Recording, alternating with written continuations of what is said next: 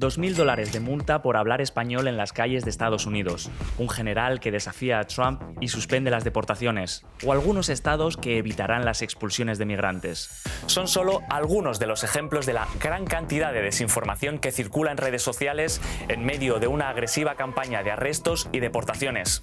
Saber distinguir la información real de la falsa siempre es importante, pero en este caso lo es incluso más, pues millones de personas viven con miedo a ser separadas de sus familias. En DW Verifica nos centramos en hechos y datos para tratar de aportar algo de claridad. Lo primero es saber a cuántas personas se está deportando, pero lo cierto es que es imposible saberlo con exactitud porque las autoridades no están publicando datos. Bueno, el gobierno inicialmente estuvo publicando las cifras de personas detenidas y puestas en proceso de deportación, pero ya en las últimas semanas no hemos visto más esas cifras. El 13 de marzo, el Servicio de Control de Inmigración y Aduanas, ICE o ICE por sus siglas en inglés, publicó que casi 33.000 personas habían sido arrestadas. Son las últimas cifras oficiales disponibles.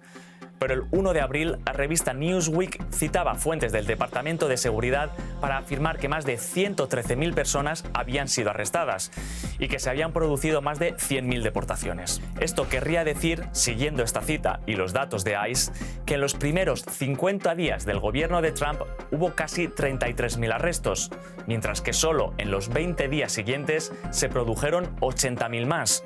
Una cifra que muchos expertos ponen en duda. El gobierno como tal no ha dicho tenemos estas personas y no los ha hecho regularmente como lo había hecho el presidente Biden en el pasado. Puede ser que no lo hace la administración tan transparentemente porque saben que los números son más bajos que los que ellos buscaban hacer y que también serían más bajos que los que hizo Biden en el pasado.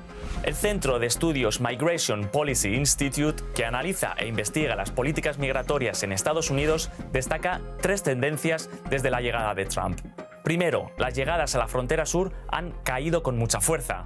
Segundo, los arrestos por parte de ICE han aumentado en comparación con el mismo periodo del año pasado, es decir, con Joe Biden como presidente.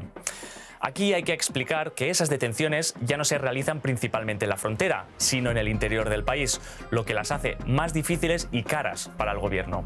Y tercero, a pesar de todo, las deportaciones han caído respecto a las realizadas por el presidente demócrata a principios de 2024. Esto claramente pone en cuestión si el presidente Trump va a llegar a deportar a millones de personas como lo ha dicho en campaña, o si no, tan siquiera como lo hizo su gabinete, Tom Homan, que dijo que ellos buscan deportar tan siquiera 1 millón de personas en este primer año de la administración. Yo dudo mucho que lleguen a ese 1 millón de personas. Pueden llegar quizás a 300.000, 500.000 a lo mejor, si es que aumentan los recursos. Además, según declaraciones textuales de autoridades estadounidenses, niveles muy altos de personas están abandonando el país voluntariamente, pero de nuevo, sin aportar ninguna cifra. Personas han salido. Esto es algo que busca hacer el departamento de DHS, pero lo veo muy difícil de poder hacerlo, porque aún, y lo debemos decir transparentemente, en el primer mandato del presidente Trump también hubo personas que dijeron, ¿sabes qué? Hasta aquí, no quiero estar en Estados Unidos, no, ya me voy, me regreso antes de que me deporten. Y nunca supimos cuántos números de personas fueron, porque la mayoría de ellas regresaban de su propia voluntad, tomaban un avión, un camión y se regresaban a su país de origen. Como vemos, las cifras de deportaciones no están para nada claras o directamente no hay cifras. En cambio, el gobierno sí pone mucho empeño en mostrar grandes operaciones de detenciones. Son más show mediáticos, donde no sabemos el impacto verdadero de esos shows que monta cuando van a buscar a alguien y lo deportan, que están las cámaras y lo muestran. O el mejor show que hicieron con la deportación de los venezolanos y salvadoreños. La consecuencia, la comunidad migrante, especialmente la comunidad latina, tiene miedo, mucho miedo. Porque cuando tienes este despliegue mediático, lo que genera es pánico. Y el impacto es que las personas tienen un nivel de incertidumbre muy alto, donde muchas personas están en pánico. En eso sí han sido efectivos. Ciertamente, desde la narrativa que se ha creado hasta la retórica que utilizan, las personas tienen miedo a que el día de mañana estén sujetas a ser deportadas sin ningún tipo de debido proceso, sin ningún tipo de de procedimiento en las cortes de inmigración para ver si pueden quedarse en el país y aplicar una protección, a un asilo. Y es por eso que esto ha afectado cómo las personas viven su vida a diario. Estamos hablando de que hay inmigrantes que tienen miedo de enviar a sus hijos a la escuela, otros que tienen miedo de ir a su médico, ir a un hospital si tienen algún tipo de emergencia, y esto no ayuda al final del día a los Estados Unidos.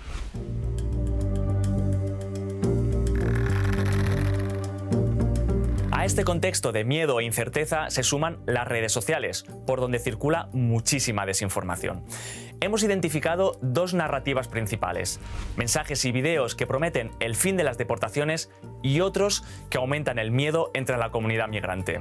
En el primer grupo se incluyen falsedades como que el general retirado Mark Milley ha desafiado a Trump y suspendido las deportaciones, o que los estados tienen la capacidad de evitar las expulsiones de migrantes.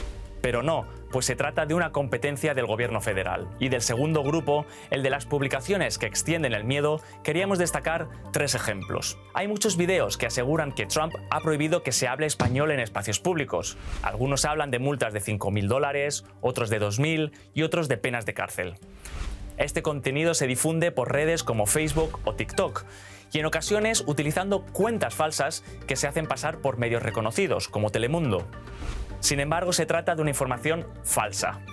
Trump firmó el 1 de marzo un decreto ejecutivo en el que establecía el inglés como idioma oficial del país, pero eso no quiere decir que se prohíba el español. Previamente, la administración Trump había cerrado webs y redes sociales oficiales en español, pero de nuevo, no hay ninguna ley ni decreto que prohíba hablar español. Otras desinformaciones son acerca de las redadas policiales para detener y deportar a migrantes, como esta supuesta operación en una barbería que, sin embargo, es falsa. Se trata de una actuación. Si nos fijamos en los uniformes de los agentes, vemos que no son reglamentarios. No concuerdan con los del Servicio de Control de Inmigración y Aduanas. Además, se puede leer Patrulla Fronteriza Los Santos. Y Los Santos es una ciudad ficcional del videojuego Grand Theft Auto. Por tanto, podemos afirmar que este video es fake. Y en otras ocasiones se manipulan las imágenes para hacerlas más emocionales, como este caso, donde se escucha a un niño llorar desconsoladamente mientras arrestan a su madre. El problema es que el audio no es real.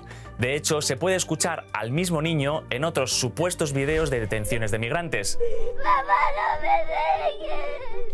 Pero el audio tiene al menos 2 años de antigüedad. Con una búsqueda inversa, hemos encontrado este otro video en Facebook, con el mismo llanto desconsolado, que muestra un funeral y no la detención de migrantes. Aunque estas son falsas, sí hay muchas operaciones reales en las que se ha detenido y deportado a personas vulnerables y sin antecedentes criminales, como una madre soltera de California, una mujer de Texas con hijos y nietos que llevaba 39 años en el país, o una niña con cáncer cerebral. Entonces, si existen estos y muchos otros casos reales tan dolorosos, ¿por qué se publican videos falsos? Quizás se trata de detractores de Trump que buscan mostrar al presidente más cruel de lo que realmente es. O quizás se trata de seguidores del republicano que quieren generar más miedo entre los migrantes. O quizá la explicación es más banal: ganar dinero. Yo creo que es un tema económico, es un tema donde las personas pueden aprovecharse de la vulnerabilidad de la comunidad y la incertidumbre que se vive hoy en día. Y bueno, las plataformas digitales, hay personas haciendo vida, ganando salarios, ganando millones, haciendo este tipo de contenido, y es por eso que yo creo que están promoviendo este tipo de videos, este tipo de imágenes o posts. También por parte de fuentes oficiales se difunde información engañosa o cuanto menos incomprobable. Por ejemplo, Tom Homan, declarado por Trump como zar de la frontera, aseguró que los peores serían los primeros, en referencia a que los criminales más peligrosos tendrían prioridad para ser deportados. Pero como ya hemos visto, hay muchos casos de personas sin antecedentes que están siendo arrestadas. El problema es que no hay datos oficiales sobre cuántos. Lo que se sabe es que no se sabe, porque no hay claridad. No hay claridad de los que están llamando criminales. Ahí es mucha incertidumbre, no hay claridad de parte de este nuevo gobierno. Y el problema aquí principal es que hemos visto que el gobierno, al momento de aplicar estas políticas de cero tolerancia, han terminado deteniendo y utilizando sus fondos y sus funcionarios en personas que no son consideradas prioridad, no tienen ningún tipo de historial criminal, y ese enfoque me parece que no es el mejor al momento de intentar mejorar la situación migratoria en el país. La máxima de los peores primero ni siquiera se cumple entre los casos más extremos, entre los migrantes que se consideran una amenaza para la seguridad del país, que han sido deportados a El Salvador y encerrados en la cárcel del CECOT, junto a miembros de pandillas violentas. 3 ejemplos con nombres y apellidos. Quilmar Abrego García, salvadoreño de 29 años que el propio gobierno admitió haber deportado por un error administrativo, pues tenía protección judicial en Estados Unidos para no ser deportado precisamente a El Salvador.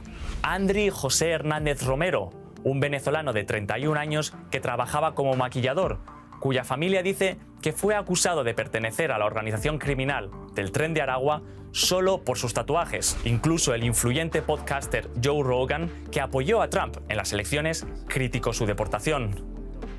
Jerce Reyes Barrios, entrenador de fútbol infantil de 36 años, cuya abogada argumenta ante el juez que fue arrestado y expulsado por la misma razón. De que estamos viendo personas que no tenían ningún tipo de récord criminal y ninguna evidencia que pueda demostrar esa membresía, simplemente por tener tatuajes que son muy generales. Hay muchos tatuajes que son generales que las personas se ponen en su cuerpo, y esto ha sido utilizado para entonces detener a estos inmigrantes y enviarlos a lugares de máxima seguridad, como decir en El Salvador, en el CECOT, donde tienen allí a muchos venezolanos. Pienso que desde la campaña del presidente Trump hasta ahora, aumentar la cantidad y el nivel de miedo en las comunidades migrantes ha sido parte de la política migratoria que está buscando hacer el presidente. Ese tipo de campaña claramente es parte de la política en general que busca implementar la migración del presidente Trump, y pienso que continuará para meses y quizás años en el futuro. Meses o años en este contexto de temor e inseguridad. Por eso será muy importante seguir teniendo cuidado con las noticias falsas que consumimos en redes sociales. Buscar la asesoría de profesionales reconocidos e informarse con fuentes fiables es clave para no cometer errores, no crearse falsas esperanzas ni sucumbir al miedo.